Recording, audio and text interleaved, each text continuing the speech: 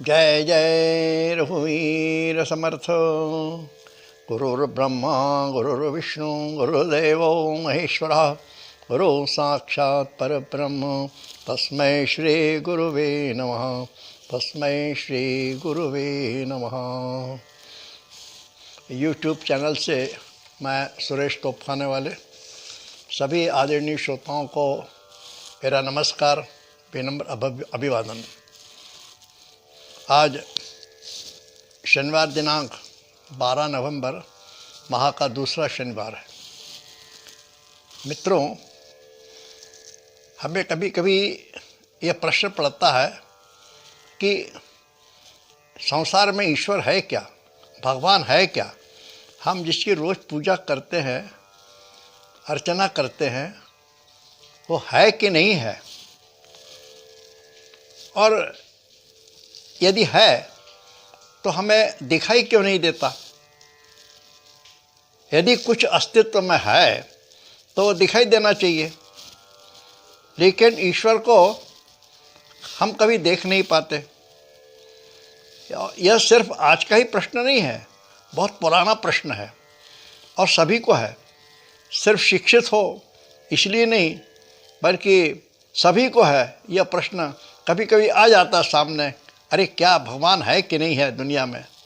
ऐसा कई बार सब प्रश्न सामने आ जाता है। जो एक आस्तिक व्यक्ति है, जो हमेशा धार्मिक है, पूजा पाठ करता है, वह भी कभी कभी सोचता है कि मैं ईश्वर की नित्य पूजा अर्चना करता हूँ, उपासना करता हूँ, मूर्ति को सगुण रूप मानकर उसकी पूजा करता हूँ, हाँ, फिर वह हमें क्यों नहीं दिखाई देता।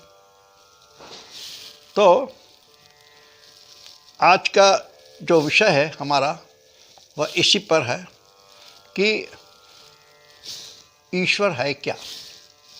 जब कभी हम पर बहुत बड़े संकट आते हैं, हमें कष्ट होता है, दुख होता है, हमारे गरीबी है, परिवार में दुख है, कलह है, तब हम सोचते हैं कि भगवान है तो हमारी सहायता क्यों नहीं करता। हम तो नित्य उसकी पूजा करते हैं, लेकिन ईश्वर का कहीं अता पता नहीं। लेकिन वास्तविकता यह नहीं है। ईश्वर है और वह हमें संकटों में, विपदाओं में सहायता करता है। हाँ, वह किस रूप में हमारी सहायता करता है यह हम समझ नहीं पाते। और आज इसी विषय को हम कुछ उदाहरणों के साथ समझने का प्रयास करेंगे, चिंतन करेंगे। मित्रों,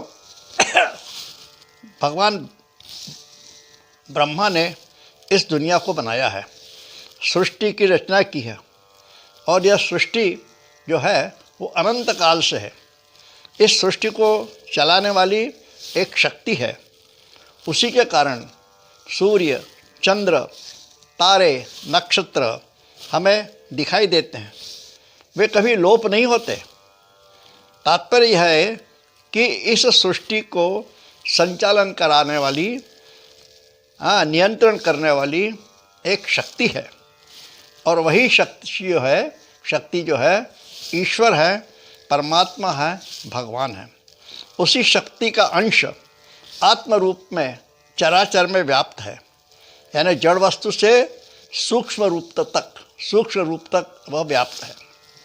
हाँ, इतना ज़रूर है कि यदि ईश्वर को जानना है, देखना है, तो उसके प्रति सच्ची श्रद्धा होनी चाहिए। सिर्फ बुद्धि से या तर्कों से उसे समझा नहीं जा सकता। श्रद्धा और विश्वास दोनों चाहिए। श्री राम भक्त शबरी को अपने गुरु पर विश्वास और श्रद्धा ऐसी थी कि वह राम भक्ति में जीवन भर लगी रही, और उसे एक दिन श्री राम के दर्शन हुए।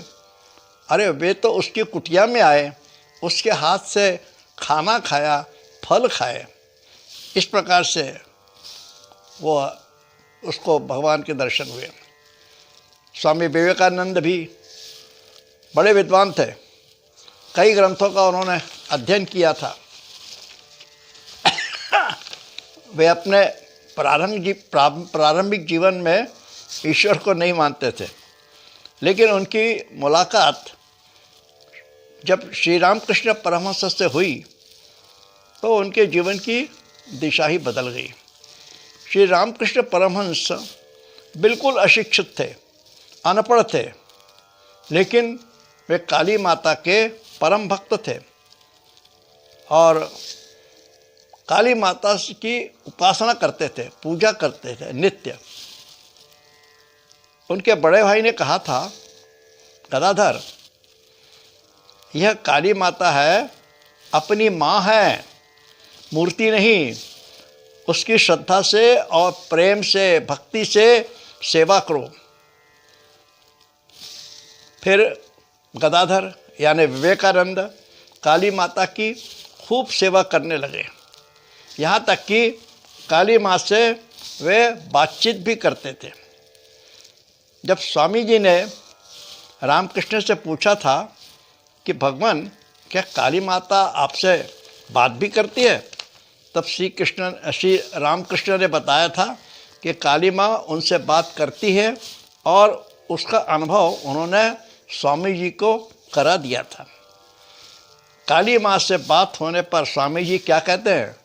ये कहते हैं, मैंने आज तक जितने ग्रंथों का अध्ययन किया था वह सब व्यर्थ था। अर्थात सिर्फ बुद्धिमान होने से काम नहीं होता, साथ में श्रद्धा और विश्वास भी चाहिए। फिर आप अनाड़ी हो, अशिक्षित हो। श्रद्धा और विश्वास अति आवश्यक है। यानी ईश्वर को हम बुद्धि से, तर्क से नहीं जान सकते, नहीं पहचान सकते। ईश्वर किसी न किसी रूप में संकट समय आता है और वह अपने भक्त की सहायता करता है, चला जाता है। एक उदाहरण देखिए इसी सिलसिले में। ठंड के दिन थे और ज़बरदस्त ठंड पड़ी हुई थी, उत्तर भारत में बर्फ़ गिर रही थी। सेवा के जवानों द्वारा सीमा पर गश्त चल रही थी। कुछ जवान अपने कमांडर के साथ ऐसे दुर्गम स्थान पर थे जहां रास्ता भी नहीं था, लेकिन जब जवान जो थे अपने देश की सुरक्षा के लिए कमांडर के साथ बड़े चौकस थे। रात्रि हो गई थी, जवान थोड़ी विश्रांति करना चाहते थे। उसी समय उन्हें दूर कहीं एक टपरी दिखाई दी। जवान सोचने लगे कि उस टपरी में चलकर चाय पीकर थोड़ा विश्राम करें। जवान और कमांडर के साथ वे सब टपरी के पास पहुंचे। देखा टपरी का दरवाज़ा बंद था, ताला पड़ा था, वहाँ कोई नहीं था। यानी जो टपरी वाला था वो ताला लगा के चला गया था। अब जवान सोचने लगे क्या करें। उन्होंने अपने कमांडर से चाय पीने की इच्छा की बात कही, लेकिन टपरी तो बंद है। कमांडर भी सोचने लगे क्या किया जाए। उन्होंने कहा ताला पड़ा है। तो फिर कमांडर की सम्मति से उन जवानों ने टपरी का ताला तोड़ा, दरवाज़ा खोला। वहाँ चाय का सामान सब रखा हुआ था, बर्नियों में खाने का सामान, बिस्किट आदि रखे थे। उन लोगों ने वहाँ चाय बनाई, बिस्किट और जो कुछ खाने का सामान था खाया, तृप्त हो गए और खाने के बाद सब चलने लगे। जाते समय उस कमांडर ने बरनी के नीचे, एक बरनी के नीचे 1000 रुपए की नोट रख दी और चला। सुबह टपरी वाला आया, देखा कि टपरी का ताला टूटा हुआ है। दरवाज़ा खोल के देखा तो टपरी का सारा सामान बिखरा हुआ है, बरनियाँ खाली हैं, सब इधर उधर फैला हुआ है। वो घबराया, उसे बड़ा दुख हुआ, मेरा सामान सब चोरी हो गया, क्या करूं मैं। लेकिन उसी समय उसकी नज़र एक बरनी पर पड़ी। उस बरनी के नीचे उसने देखा कि 1000 रुपए की नोट रखी है। वह रुपए देखकर बहुत खुश हुआ। थोड़ी ही देर में उसने फिर अपनी दुकान जमाना शुरू कर दी। सुबह जब हो गई, धूप निकल आई, थोड़ी देर में वही जवान जो रात को आए थे और ताला तोड़ के चाय बना के गए थे, वही जवान सवेरे वहाँ पहुँचे उस टपरी में, और उन्होंने टपरी वाले को देखा और चाय मांगी। तो टपरी वाला भी बहुत खुश हो गया, चलो ग्राहक आए हैं, बहुत खुश था। अब उसकी खुशी देखकर जवान जो थे वो हैरान हो गए। वो सोचने लगे इस टपरी का कल रात को हम लोगों ने ताला तोड़ा, चाय पी, बिस्किट वगैरह खाए, सारा सामान उसका ख़त्म हो गया, और फिर भी यह इतना खुश क्यों है? क्योंकि जवानों को यह मालूम नहीं था कि उनके कमांडर ने बरनी के नीचे 1000 रुपये रख दिए थे। वे जवान उस टपरी वाले से पूछते हैं, चाचा क्या बात है, बहुत खुश दिख रहे हो? तब टपरी वाला हंसने लगा, कहता है, क्या कहूँ, कल रात को मेरे टपरी पर साक्षात भगवान आए थे। जवान यह सुनकर और भी आश्चर्य व्यक्त करने लगे। टपरी वाला कहता है, भैया मेरा लड़का बहुत बीमार है, उसका इलाज करने मेरे पास पैसे नहीं थे। मैं सोच रहा था कि आज कुछ सामान बेचकर बच्चे का इलाज कराऊंगा, लेकिन यहाँ चोरी देखी, मैं बहुत दुखी हुआ, क्या करूं? उसी समय मुझे एक बरनी के नीचे 1000 रुपये की नोट दिखाई दी। मुझे तो विश्वास ही नहीं हुआ, क्या मेरे टपरी में कल साक्षात ईश्वर आए थे? सैनिकों ने यह सुना तो उन्हें भी आश्चर्य हुआ, और वे समझ गए कि उनके कमांडर ने ही वहाँ रुपए रख दिए थे। उन्होंने कमांडर की ओर देखा, दोनों मुस्कुराए और चाय पीकर वहाँ से सारे लोग चल दिए। इस प्रकार की यह कथा है। वह सैनिक कमांडर चाय वाले के लिए तो ईश्वरीय स्वरूप था, भगवान था। कमांडर को ईश्वर की ही प्रेरणा थी, तभी तो उसने 1000 रुपये वहाँ रख दिए। यानी ईश्वर किस रूप में आता है, सहायता करता है, हम समझ नहीं पाते। ईश्वर के अस्तित्व का यह एक छोटा सा प्रमाण है। मेरे व्यक्तिगत जीवन में भी कुछ ऐसी घटनाएं हुई है जिससे हमें बाद में पता चला कि हमें सहायता करने वाला ईश्वर ही उस व्यक्ति के रूप में आया था। मेरी शादी 1958 में अकोला में हुई थी। अकोला के पास ही शेगांव में गजानन महाराज का मंदिर है। हमारे परिवार के बहुत ही घनिष्ठ मित्र मेरी शादी में आए थे, तथा वे शेगांव में उस समय तहसीलदार थे। उन्होंने हम लोगों को शेगांव आने का आग्रह किया। हमारी माताजी को भी गजानन महाराज के दर्शन की बड़ी इच्छा थी। हम लोगों ने शादी के बाद शाम को शेगांव जाने की योजना बनाई। विशेष बात यह भी थी कि मेरी पत्नी शेगांव कई बार जा चुकी थी और वह लोग भी गजानन महाराज के भक्त थे। हम सब लोग शाम को शेगांव पहुँचे। अब रात्रि हो चुकी थी। अब उस समय शेगांव में बिजली नहीं थी, सभी जगह तेल के दिए जल रहे थे।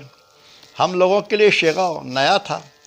मंदिर तो पहुँच गए, लेकिन वहाँ अंधेरा, वहाँ किसी से भी पहचान नहीं थी, और जो परिचित तहसीलदार मित्र थे उनका मकान भी हमें नहीं मालूम था। हमारी माताजी ने उनको याद किया। माँ बोली, अरे वसंत साथ में होता तो अच्छा होता। और उसी समय पीछे से किसी ने कहा, मैं वसंत आ गया हूँ। हम सबके खुशी का ठिकाना नहीं रहा। वसंत के आने से मंदिर में पेट्रोमेक्स की व्यवस्था हो गई, हाँ, और महाराज के दर्शन भी अच्छे से हो गए। हमारी माँ कहने लगी, वसंत के रूप में गजानन महाराज ही आए। इसी प्रकार अभी कुछ 8-10 वर्ष पहले की बात है। एक कार्यक्रम के लिए मैं अपनी पत्नी के साथ कोल्हापुर गए थे। बस स्टैंड पहुँचे कोल्हापुर के, लेकिन स्टैंड पर कार्यक्रम के जो आयोजक थे कोई आए नहीं। हम दोनों सोचने लगे क्या करें। उस समय मोबाइल फ़ोन की व्यवस्था नहीं थी, इसलिए एसटीडी बूथ से मैंने उन आयोजक से बात की, लेकिन उन्होंने बड़े ही लापरवाही से जवाब देकर कहा कि कार्यक्रम रद्द हो गया है, अब नहीं हो सकता, आप आए हैं तो महालक्ष्मी मंदिर के धर्मशाला में जाइए, वहाँ आराम करो। हम दोनों को बहुत बुरा लगा कि उसने हम लोगों को बुलाकर इस प्रकार से मुकर गया। हम लोगों को बहुत दुख हुआ, सोचने लगे क्या करें। फ़ोन कट गया। उसी समय एक आदमी मेरे पास आया और कहने लगा, आपको महालक्ष्मी मंदिर के धर्मशाला में जाना है तो मैं आपके लिए ऑटो बुला देता हूँ। हमें उसे देखकर आश्चर्य हुआ। वो कहने लगा, आप लोग नए हैं, मैं व्यवस्था कर देता हूँ, चिंता मत करो। वह आदमी 5 मिनट में ही ऑटो लेकर आया। ऑटो वाले से कहा कि काका को महालक्ष्मी मंदिर के धर्मशाला में पहुंचा दो, उन्हें कोई तकलीफ़ न हो, उनका सामान भी धर्मशाला तक ले जाना और उनकी व्यवस्था हो जाए तब वापस आना। उसने हमसे कहा, काका ये ऑटो वाला आपको बराबर धर्मशाला में छोड़ देगा, आपको उसे पैसे भी नहीं देना है। उसी बीच हम दोनों ऑटो में बैठ गए। ऑटो वाले ने सामान रखा। मैं उस आदमी को धन्यवाद देने के लिए यहाँ वहाँ देखा तो वह हमें कहीं दिखाई नहीं दिया। आश्चर्य हुआ, वह अचानक कहाँ चला गया। ऑटो वाला कहने लगा, काका चलिए, उन्होंने मुझे पैसे दे दिए हैं, मैं आपको बराबर पहुंचा देता हूं, चिंता मत करो। तभी मैं और मेरी पत्नी सोचने लगे, वो आदमी कौन हो सकता है, और अचानक आया चला गया। ऑटो वाले को पैसे दे दिए और ऑटो वाला भी बड़ा नेक इंसान, यानी वह आदमी साक्षात ईश्वर ही था, हमें मदद करके चला गया। ऐसे जीवन में कई घटनाएं हैं जो भगवान के होने की खातिरी देते हैं। इस प्रकार की घटनाएं हर एक के जीवन में होती है, लेकिन हम यह समझ नहीं पाते यह सब कैसे हो गया। पीछे की शक्ति को हम समझ नहीं पाते। संतों के जीवन में भी ऐसे कई दृष्टांत देखने को मिलते हैं। संत कबीर के यहाँ एक बार कुछ 15-20 ब्राह्मण लोग आए और उन्होंने कबीर के घर भोजन करने की इच्छा प्रकट की। कबीर उनको मना कैसे करते, तो उन्होंने कहा, आप नहा धो के आइए, भोजन तब तक तैयार हो जाएगा। ये ब्राह्मण नदी में नहाने गए। कबीर ने अपने पत्नी से भोजन पकाने को कहा। पत्नी ने कहा, बाज़ार से आप सामान लाइए, मैं भोजन बना देती हूँ। कबीर बाज़ार गए, लेकिन दुकानदार उन्हें सामान देता ही नहीं था। पहले का उधार चुकता करो, फिर सामान ले जाना। कबीर बाज़ार में बहुत प्रयत्न करते हैं, भटकते हैं, लेकिन कोई भी उन्हें सामान देने से रहा।